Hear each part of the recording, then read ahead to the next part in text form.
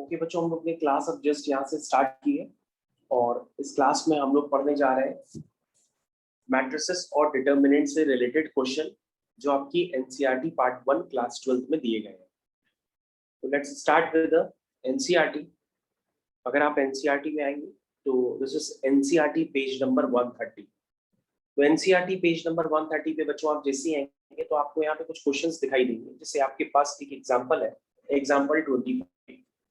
इस एग्जांपल को ध्यान से पढ़िए। मैंने स्क्रीन को जस्ट अभी थोड़ा सा बड़ा भी किया। इस एग्जांपल को ध्यान से पढ़िए और उसको अटेम्प्ट करने की कोशिश करिए और सोचिए क्या ये आपसे हो सकता है। ऑब्जर्व बिल्कुल हो सकता है क्योंकि इसमें कुछ वैसा खास नहीं है।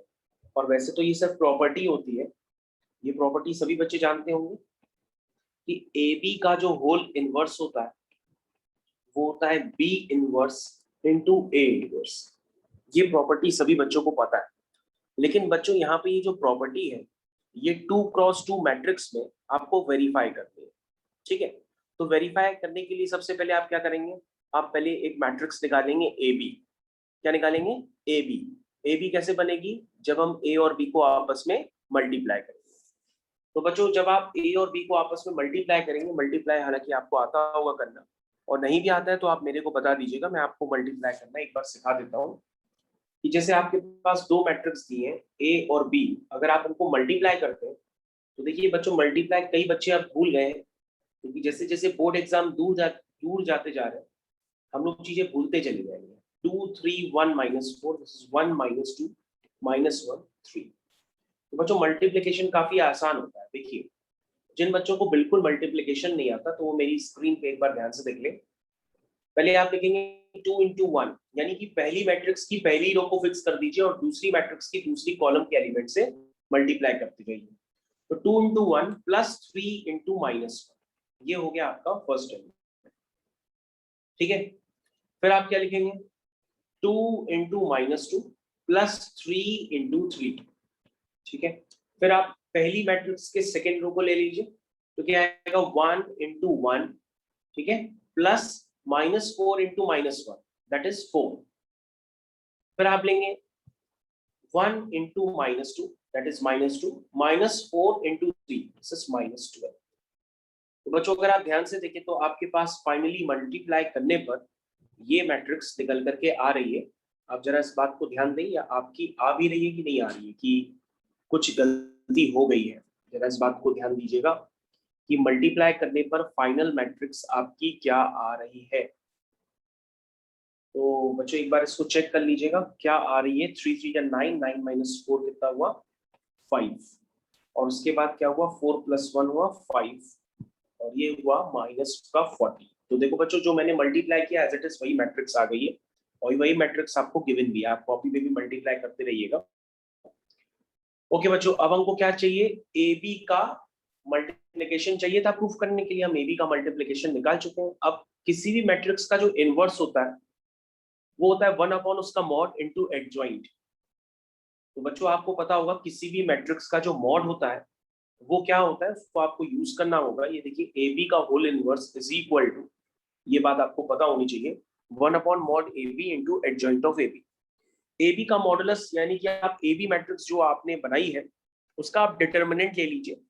जब आप डिटर्मिनेंट लेंगे तो वो वैल्यू जो होगी -11 आ रही है। ठीक है, तो यानी कि 1 अपॉन ए बी का मॉडुलस जो है वो आपने निकाल लिया। तो ए बी का मॉडुलस कितना है? -11। उसके बाद बच्चों अगर आप उसका एडजॉइंट लिखेंगे तो एडजॉइंट कैसे लिखते हैं सभी बच्चों को पता होगा। एडजॉइंट लिखने का तरीका आप सभी बच्चों को पता है, अगर नहीं पता है तो आप देख लीजिएगा। पहले लिखते हैं हम इस तरह से C11, मेरी स्क्रीन पे ध्यान से देखिएगा, मैं लिखने जा रहा हूँ C11 C12 C21 C22। पहले मैं इस तरह से लिख लेता हूँ, और इस तरह से लिखने के बाद -1 की पावर रो प्लस कॉलम बाहर आता है, मल्टीप्लाई होता है सभी के साथ। तो यहाँ 1 + 1 2 हो जाएगा, तो ये प्लस होगा, ये माइनस होगा, ये प्लस होगा और ये माइनस होगा। उसके बाद आप ब्रैकेट बना सकते हैं, या बिना ब्रैकेट बनाए भी रिजल्ट आप लिख सकते हैं। रिजल्ट आप क्या क्या आएगा? तो C11 का मतलब पहली रो पहली कॉलम के एलिमेंट को काट दो, पहली रो पहली कॉलम के एलिमेंट को काट दो, तो आपके पास क्या बचेगा? आपके पास बचेगा -14। क्या बचा? -14 बच रहा। C12 पहली रो दूसरी कॉलम के एलिमेंट को काट दो तो आपके पास क्या बच रहा है, 5 बच रहा है, ये हो गया 5। उसके बाद ध्यान से देखते रहिएगा, यहां तक सभी को क्लियर होना चाहिए कि आपने लिखा क्या है। उसके बाद C21 दूसरी रो पहली कॉलम को काट दो तो आपके पास -14 बचेगा, ठीक है। और C22 दूसरी रो दूसरी कॉलम के एलिमेंट को काट दो तो आपके पास -1 बचेगा। तो बच्चों ये आपके पास कोफैक्टर्स निकल के आ गए, -1 की पावर रो प्लस कॉलम इंटू माइनस। सभी बच्चों को पता होगा कि C11 इज इक्वल टू -1 की पावर 1 + 1 इंटू M11। M11 क्या होता है, माइनस होते हैं। कोफैक्टर्स अगर आप लिखते हैं तो बाहर -1 की पावर रो प्लस कॉलम आता है। तो बच्चों आपने जब ये निकाले हैं C11, C12, C21, C22, इसको निकालने के बाद आप लिखेंगे कैसे, आप लिखेंगे इनका एडजॉइंट लेंगे। तो एडजॉइंट लेने पर क्या होता है, अगर आपने रो वाइज निकाला है तो वो कॉलम में आपको लिखना होता है, यानी कि C11, ठीक है। तो इसको आप अपनी कॉपी में निकाल लीजिएगा और कोई करेक्शन हो तो अपने आप कर लीजिएगा। तो ये हो गया -14 -5, ठीक है। C21 C21 5 है, यस C21 इज 5, मैं लिख देता हूँ C21 इज 5 और उसके बाद C22 इज -1, बाकी सही है। बाकी आप इसको लिख लीजिए -14 -5, उसके बाद 5 और क्या बचा, ओके यहाँ C plus minus plus minus नहीं प्लस, फिर आएगा माइनस, फिर यहाँ पे माइनस होगा, जैसे यहाँ माइनस, यहाँ पर माइनस है क्योंकि 2 + 1 क्या हो जाता है, 2 + 1 हो जाता है माइनस, तो यहाँ और लास्ट वाला प्लस होगा, ठीक है बच्चों आप इसको ध्यान दीजिएगा।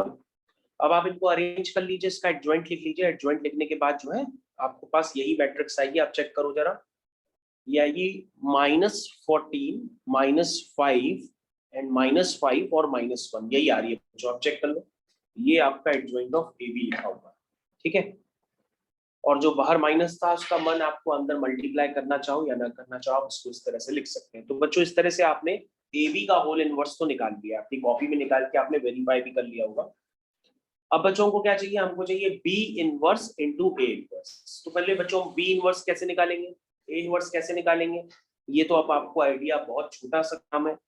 ए इनवर्स कैसे निकालेंगे, ए इनवर्स होगा 1/mod A इंटू एडजॉइंट ए, ठीक है। बी इनवर्स कैसे निकालेंगे, 1/mod B into adjoint of B. तो इसको आप अपने आप से निकालने की कोशिश करिए, आपका आ जाएगा।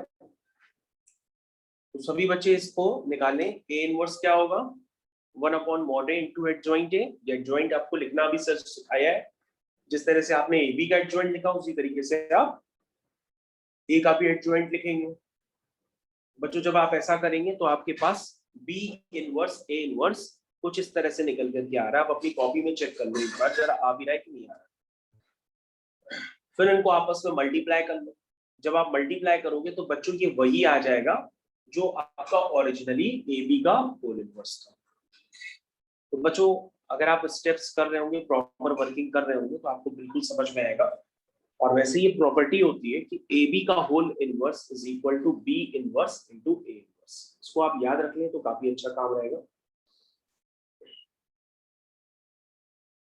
इसको अगर आप याद रख लें तो ये काफी अच्छा रहेगा।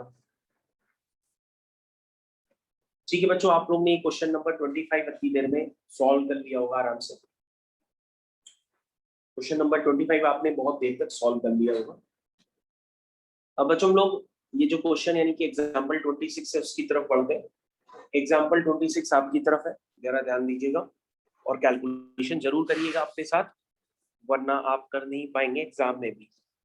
तो एग्जाम्पल 26 आपके पास लिखा है, show that the matrix A is equal to 2 3 1 2 satisfies the equation a square minus 4a plus I equal to 0, where 0 नहीं कहते, इसको null matrix भी कह सकते हैं, where I is 2 cross 2 identity matrix and O is 2 cross 2 0 matrix.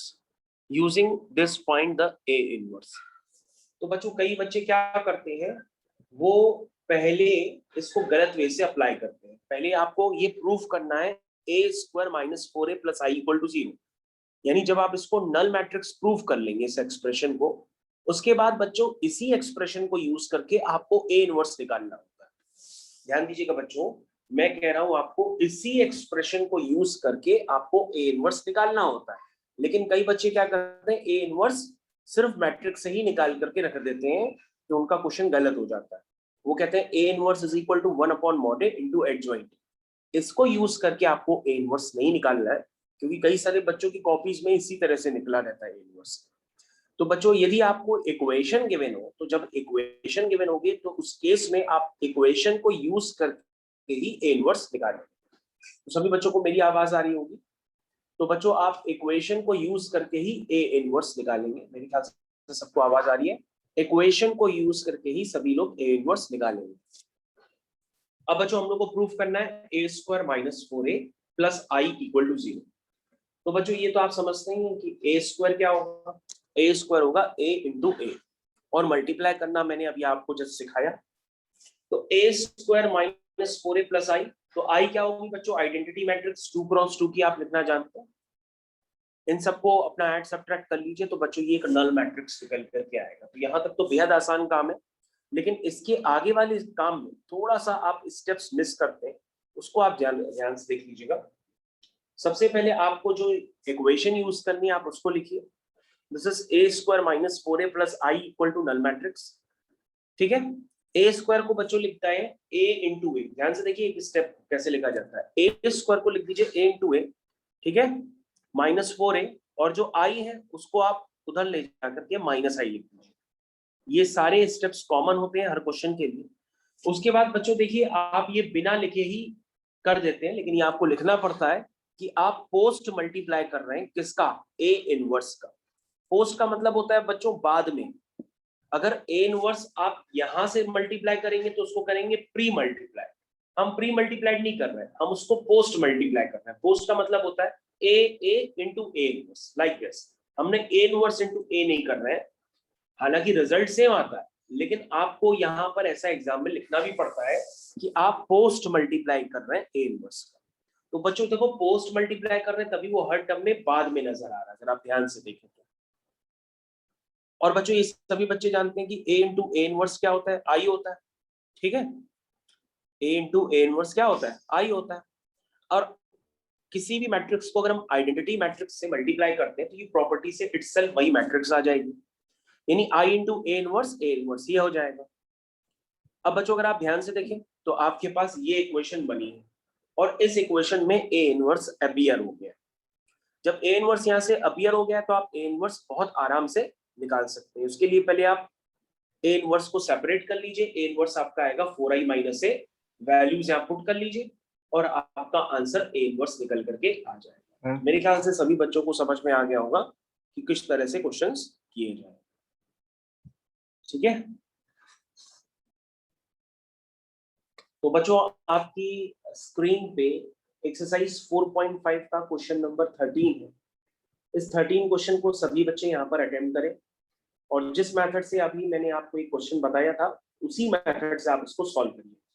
और मैंने फिर से रिपीट कर दिया कि अगर आप ए इनवर्स किसी भी मैट्रिक्स को यूज करके निकालते हैं, इक्वेशन का यूज नहीं करते हैं, तो वो क्वेश्चन आपका फिर से एग्जाम में गलत हो जाएगा। तो बच्चों अब हम लोग इसको स्टार्ट करें। सर बिल्कुल स्टार्ट करिए। तो क्वेश्चन बच्चों हम स्टार्ट करने जा रहे हैं। Let's start with the question number 13। तो पहले कर दो। ओके, हाँ ठीक है, अच्छा कर लीजिए।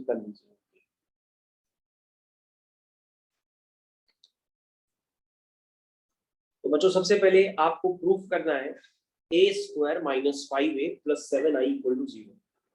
तो बच्चों जो ए स्क्वायर है, ए स्क्वायर को हमने क्या बताया था, आप लिखेंगे ए इंटू ए। बहुत आराम से करिए।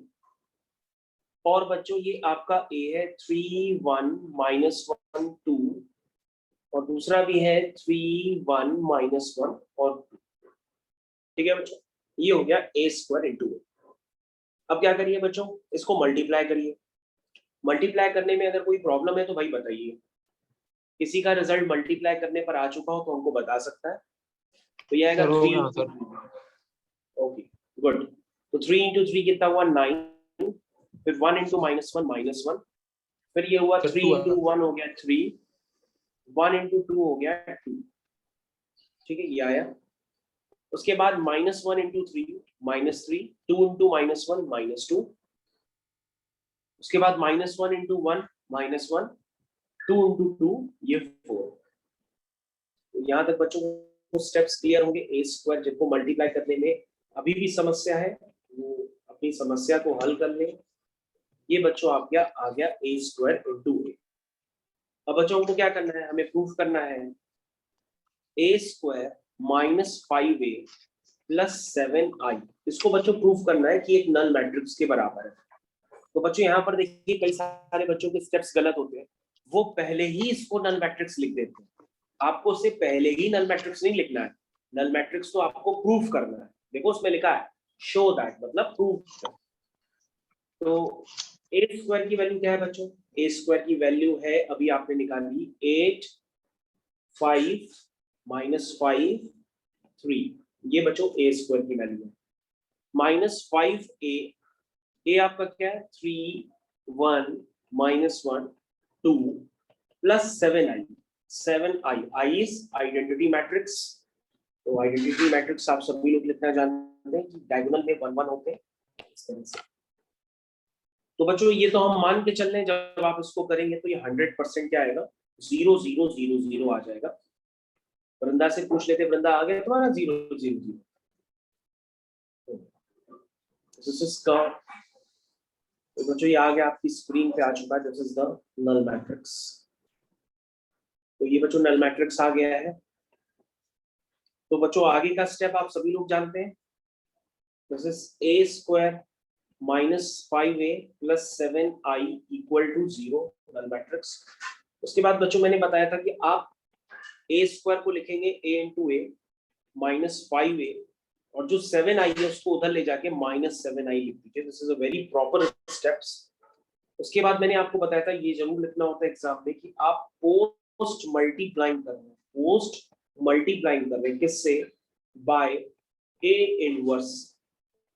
और मॉड ए बच्चों आपका 0 नहीं है, क्योंकि अगर ये 0 होगा तो किसी भी मैट्रिक्स का डिटरमिनेंट डिफाइन नहीं हो सकता, इसलिए ये 0 के इक्वल नहीं। क्योंकि आप एडजॉइंट क्या लिखते हैं 1/mod a इनटू किसी भी मैट्रिक्स का एडजॉइंट में क्या होता है 1/mod a। अगर mod a 0 हो गया तो डिनोमिनेटर 0 होने से वो अनडिफाइंड हो जाएगा। इसलिए आप ये जरूर लिख लीजिएगा कि पोस्ट मल्टीप्लाई कर रहे हैं आप ए इनवर्स से, लेकिन उसका मॉडुलस 0 नहीं है। तो बच्चों अब आप करना स्टार्ट कर सकते हैं धीरे धीरे। तो ए इंटू ए इनवर्स ये मैंने कलेक्ट कर लिया, ठीक है। -5 a into A inverse is equal to -7 i into A inverse. तो बच्चों आप देख सकते हैं किस तरह से मल्टीप्लाई किया गया है। a into A inverse i होता है, तो ये हो जाएगा ai -5i is equal to -7 a inverse. तो बच्चों यहाँ से a इनवर्स निकल करके आ जाएगा -1/7 टाइम्स, कितना आ रहा है -1/7 टाइम्स 5i माइनस a, ये निकल गया। तो यहाँ तक सभी बच्चों को कुछ ना कुछ तो क्लियर हुआ ही होगा। +1/7 आ रहा है। ओके प्लस आ रहा है, देख लेना जो भी स्टेप्स। ओके तो a इनवर्स क्या है, a inverse is 1/7 times 5i minus, this is the steps. a inverse is 1/7 times 5i minus. अब ठीक है, तो बच्चों आप इसको कर लीजिए, सॉल्व कर लीजिए, आपका a इनवर्स आ जाएगा 1/7 टाइम्स, कैसे लिखेंगे ब्रैकेट बनाकर, ब्रैकेट में लिखेंगे 5 5 0 0 माइनस a, ये आपका मैट्रिक्स है, मैट्रिक्स की वैल्यू ऊपर लिखिए, आप चेक कर लो 3 1 -1 2, ठीक है। तो बच्चों आपका a इनवर्स फाइनली निकल के आ गया 1/7 टाइम्स, वैल्यूज लिख दीजिए 5 - 3 that is 2, this is -1, this is 1, this is 3। तो बच्चों आपका फाइनल आंसर निकल करके आएगा। अब यहाँ पर आपको नंबर मिल जाएगा। तो बच्चों इस तरह से क्वेश्चन करेंगे, अगर कोई अभी भी ना समझ में आए हो तो आप पूछ लीजिए, मैंने काफी धीरे धीरे कराया है। तो आपको समझ में तो आ ही गया होगा।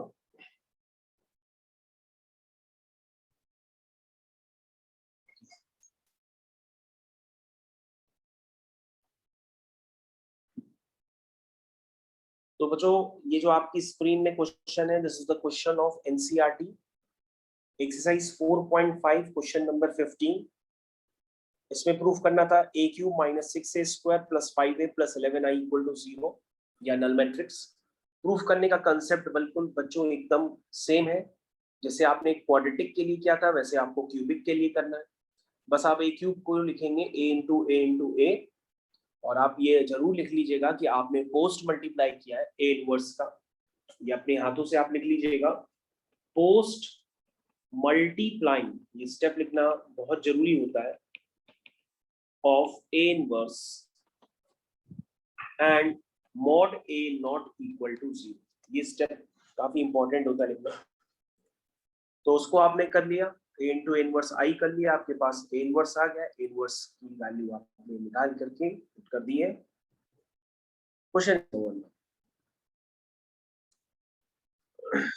मेरे ख्याल से सभी बच्चों को काफी अच्छे से क्लियर हो गया होगा।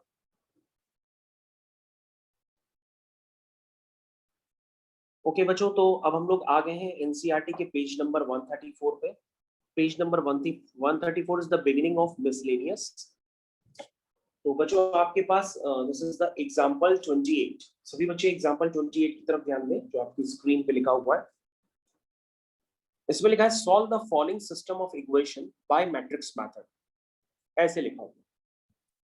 तो कैसे सॉल्व करेंगे? सबसे बच्चे पहले इसका नोटेशन जरूर ध्यान से देख लीजिए कि आपको लिखना क्या क्या होता है एग्जाम में। सबसे पहले बच्चों आप एग्जाम में लिखोगे the system of equations can be written as ax is equal to b। कैसे लिखोगे? ax is equal to b, जहां पर a आपका क्या है?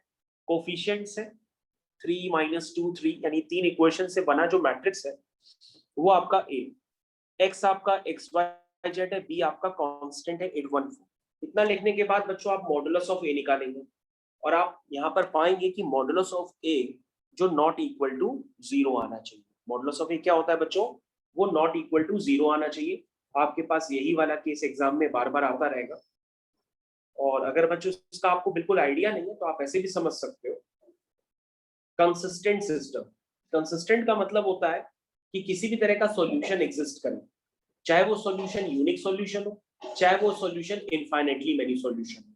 अगर कंसिस्टेंट है तो कंसिस्टेंट का हिंदी में मतलब होता है कि सॉल्यूशन तो है ही, चाहे वो वन हो चाहे मोर देन वन।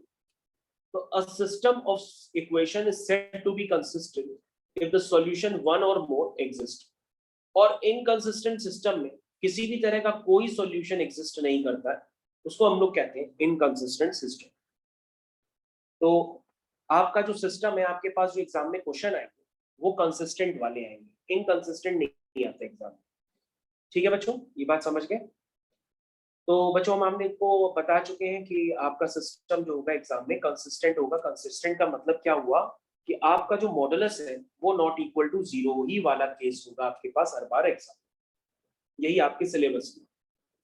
लेकिन अगर आपके मन में डाउट है कि सर मान लीजिए हमारे पास ये जो है ये मॉड a इक्वल टू 0 निकल करके आ जाए, तब हम क्या कहेंगे?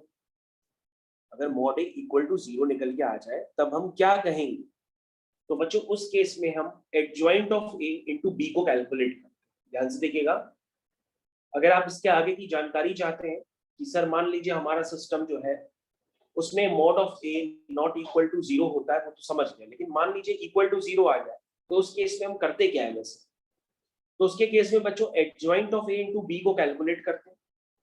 यदि वो नल मैट्रिक्स नहीं आता है, मतलब not equal to 0, then solution does not exist and the given system of equation is inconsistent।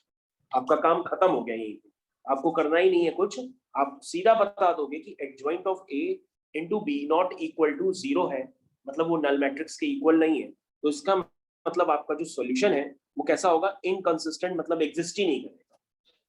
और यदि बच्चों adjoint a into B equal to null matrix यानी 0 आ जाता है, यानी मैट्रिक्स का हर एलिमेंट 0 है, तो आपका सिस्टम वो क्या हो सकता है? कंसिस्टेंट हो सकता है। क्या हो सकता है? कंसिस्टेंट हो सकता है और inconsistent according as a system have infinitely many solution और नो सॉल्यूशन। तो बच्चों ये बात आप ध्यान से देखिएगा, ये ज्यादातर बात बच्चों को समझ में नहीं आती है, मैं आपको फिर से एक्सप्लेन कर देता हूं। अगर adjoint of A into B ये इक्वल टू नल मैट्रिक्स नहीं आता है तो 100% इनकंसिस्टेंट है, लेकिन अगर ये इक्वल टू किस क्या आ जाता है, नल मैट्रिक्स आ जाता है। तो बच्चों यहाँ पे आपको लिखना क्या होता है कि आपका सिस्टम या तो कंसिस्टेंट होगा या तो इनकंसिस्टेंट होगा। अब आप कहोगे सर इनकंसिस्टेंट कैसे हो सकता है, उसकी कंडीशन तो ऊपर लिखी हुई है। यस, उसकी कंडीशन ऊपर लिखी हुई है, तो आपको ये वाली लाइन हटानी पड़ेगी या हटा दीजिए भले यहां से। तो आपको क्या लिखना पड़ेगा, द सिस्टम में बी कंसिस्टेंट, क्या होगा, the system is consistent with infinitely many solutions. आपको याद रखना होगा जो आपका सिस्टम होगा वो कंसिस्टेंट होगा इनफाइनेटली मेनी सॉल्यूशन के साथ। तो बच्चों आपको ये थ्योरी क्लियर करनी होगी, अगर आप और समझना चाहते हैं मैं आपको थ्योरी फिर से एक्सप्लेन कर देता हूं। पहला केस ये था कि mod A not equal to zero है, तब तो फिर बल्ले बल्ले है, नॉट इक्वल टू जीरो है तो भैया वो कंसिस्टेंट होगा, उसका यूनिक सॉल्यूशन होगा। यदि mod A equal to zero है तो आपके पास दो केसेस है कि adjoint of A into B आप कैलकुलेट करेंगे, अगर वो नल मैट्रिक्स आ जाता है तो आपका कंसिस्टेंट है, लेकिन कंसिस्टेंट में कौन से सॉल्यूशन है, इनफाइनेटली मेनी सॉल्यूशन। उसको आपको निकालना नहीं इनफाइनेटली सॉल्यूशन, आपको बस ये लिख के छोड़ देना है कि adjoint of A into B equal to zero है, नल मैट्रिक्स है, तो आपका सिस्टम क्या है, कंसिस्टेंट है, और उसके सॉल्यूशन क्या है, इनफाइनेटली मेनी। और यदि not equal to null matrix है तो वो इनकंसिस्टेंट है, इसका उसका मतलब सॉल्यूशन एग्जिस्ट नहीं करेगा। बस आपको इतना करना होता है एग्जाम में, अगर आ गया, वैसे तो ये आएगा नहीं, आपके पास mod A not equal to zero ही वाला केस आता है, यानी कंसिस्टेंट वाला। ठीक है बच्चों, तो ये बच्चों आपको बात ध्यान देनी होगी कि एग्जाम में आप किस तरह से लिखने वाले हैं। ओके बच्चों, तो आपके पास अभी मैंने जस्ट एग्जांपल 28 आपको बताना स्टार्ट किया था। तो मैंने बताया था कि सबसे पहले आप मॉड ए कैलकुलेट करेंगे, तो देखिए मॉड ए यहाँ पर -17 यानी नॉट इक्वल टू जीरो आ रहा है, उसके बाद आपका काम खत्म हो गया। अब सबसे पहले हम क्या करते हैं, यहाँ कोफैक्टर्स निकालते हैं। कोफैक्टर्स को बच्चों मैंने आपको ऑलरेडी लिखना शॉर्टकट में बताया था। कैसे बताया था, मैंने कहा था आप C11, मैंने कहा था इतनी देर तक टाइम नहीं वेस्ट करते, हम लोग ऐसे लिखते हैं C11 C12, मैं फिर से लिख दे रहा हूँ, ध्यान दो, C11 C12 C13 C21 C22 C23 C31 C32 C33 ऐसे लिखते हैं। और फिर बच्चों हम लोग ब्रैकेट लगा लेते हैं पहले से, और ब्रैकेट के बाहर क्या लगा देते हैं, साइन लगा देते हैं। ठीक है, मतलब कोफैक्टर्स के बाद ब्रैकेट लगा करके क्या लगा देते हैं, साइन लगा देते हैं। तो 1 + 1 क्या है, इवन है, तो बाहर क्या आएगा, प्लस आएगा, फिर माइनस आएगा, फिर प्लस आएगा, इस तरह से, फिर माइनस आएगा, फिर प्लस आएगा, फिर माइनस आएगा, फिर प्लस आएगा, फिर माइनस आएगा, फिर प्लस आएगा। और उसके बाद माइनस आप लिखना जानते हो वो लिख लेना, और लिखने के बाद जब आप उसको लिखोगे ए इनवर्स में तो फाइनली उसको इंटरचेंज करके लिखना। ठीक है, इसको कैसे लिखना, रो को रो वाइज निकाला है, लेकिन हम उसका ट्रांसपोज यानी कि इंटरचेंज लेकर के लिखते हैं।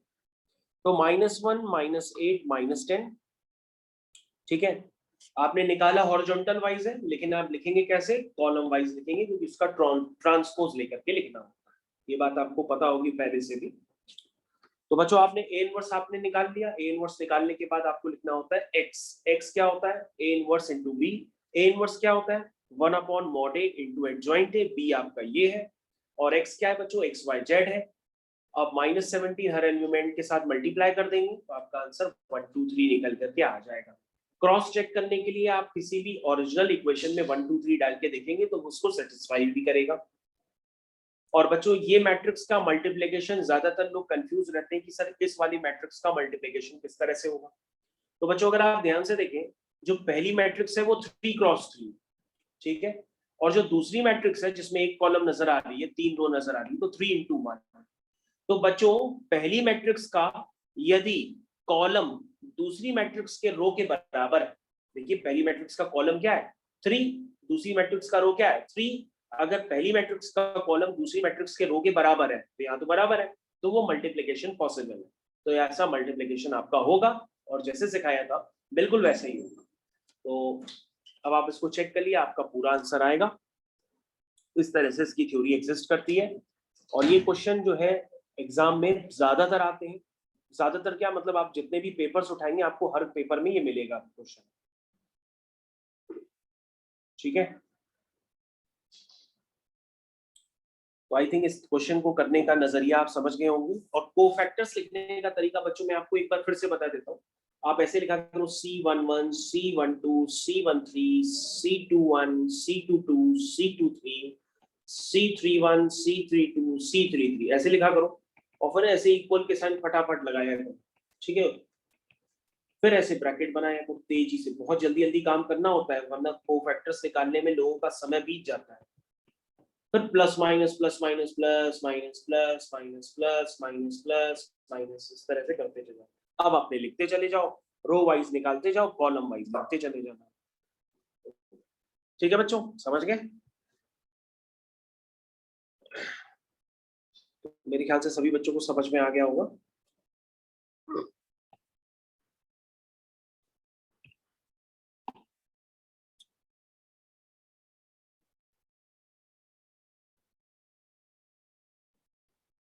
तो बच्चों आई थिंक आप समझ गए होंगे। अब बच्चों इसमें एक स्टेटमेंट वाले क्वेश्चन भी आते हैं, स्टेटमेंट वाले क्वेश्चन भी देख लो एक में। जैसे एग्जांपल 29 में क्या लिखा है, the sum of three numbers is 6, let the three numbers are x y z, तो उनका सम क्या होगा, x + y + z = 6। ठीक है, स्टेटमेंट भी होते हैं कभी कभी। फिर क्या लिखा है, if we multiply third number by 3 यानी कि 3z and add second number to it, second number is y, that means y + 3z, we get 11, यानी y + 3z = 11। ठीक है, by adding first and third number, that is x + z, we get double at the second number, यानी x + z = 2y। तो बच्चों आपके पास तीन equation हो गई। पहली इक्वेशन आपके सामने ये है, दूसरी इक्वेशन आपके सामने ये है, और तीसरी इक्वेशन आपके सामने ये है जो सिंप्लीफाई करके ऐसे नजर आ रही है। ठीक है बच्चों, ये तीन इक्वेशंस आपके पास आ गई हैं। ध्यान से देखिए, कह रहा है इसको रिप्रेजेंट करो एल्जेब्रिकली, वो मैंने कर लिया, और उसको सॉल्व करो यूजिंग मैट्रिक्स मेथड। तो कहोगे सर ये तो बिल्कुल वही क्वेश्चन है, बस इसमें क्या है कि इक्वेशंस खुद से फॉर्म करनी पड़ती है। तो इक्वेशंस फॉर्म करना कोई बहुत बड़ा काम नहीं है, आप कर सकते हो। ठीक है, इक्वेशन फॉर्म करना कोई बहुत बड़ा काम नहीं है, कोई भी बच्चा आराम से कर सकता है। ठीक है बच्चों,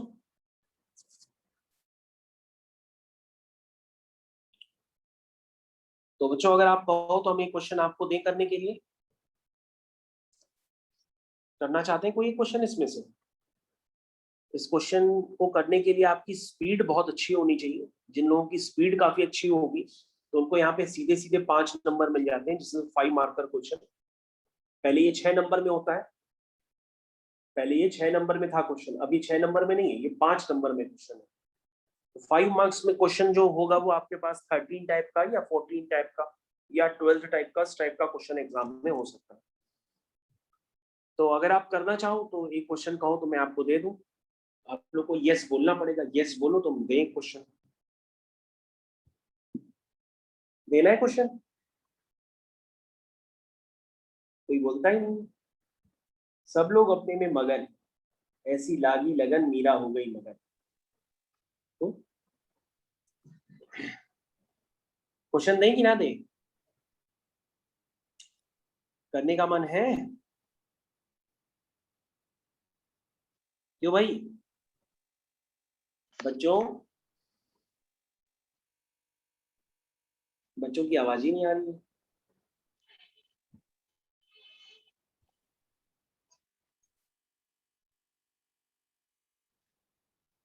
तो बच्चों ऐसा करते एक क्वेश्चन कर ही लो यार, फिर पता नहीं तुम लोग घर पे करो कि ना करो, एक क्वेश्चन कर।